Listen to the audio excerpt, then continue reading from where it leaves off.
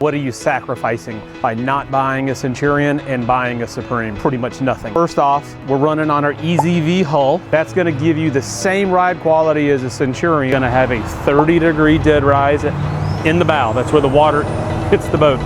That 30-degree dead rise at the bow transitions to a 20-degree dead rise back here. That is gonna give us the best rough water ride quality. In my opinion, and I'm no engineer, the sharper your V-hull, the easier you're gonna glide through the water. The flatter the bottom of your boat, the more resistant you're gonna be and the more difficult it's gonna be to cut across the water, yielding a higher gallons per hour usage. So let's talk battery management. You would think that if you were going towards a more of a price point unit that you would have a different battery management system than a Centurion, but not the case. Same exact management system that's in a Centurion. Another key item here is going to be the tower. You might wonder, hey, if I'm at a price point unit or model, what is the tower fixed? Does it collapse? Nope, that's not the case. This tool right here, going into our cam locking, and then the tower folds forward. You go, oh, a Centurion, it's got a so long top. Well, guess what? You got a so long top here with this Supreme. The rear bow starts here. The bow, the front bow, roughly goes to the front of the windshield, giving you the most amount of shade. Any of the Supreme model lineup, we can add a thruster to, no problem. And you can go through here, and I just set up on the profile. You want to add a profile, you add a profile, put in the name, and go from there. So all that being said, we have profile capabilities. We have the electronic touchscreen, which controls all functions, being ballast, quick serve, navigation, music, rider profiles, and it has a settings feature as well.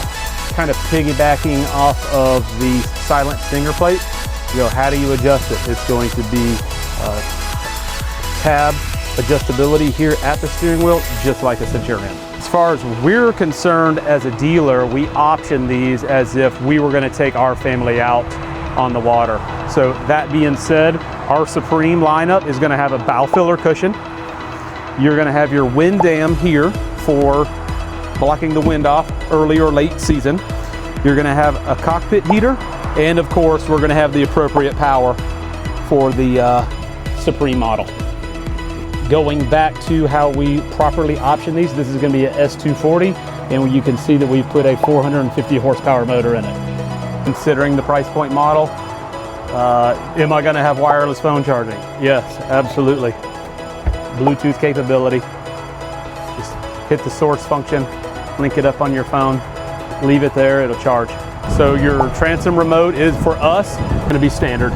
It is an option from the factory, but it's not to have it. So we option it on all of our boats. Centurion versus Supreme. It's going to be the same boatmate trailer. You don't have a cheaper trailer. There's not a different offering. Same boatmate trailer under a Centurion and a Supreme. You've got to have the transom steps on the trailer there. If not, you're stepping on your trim tab, and that's not good.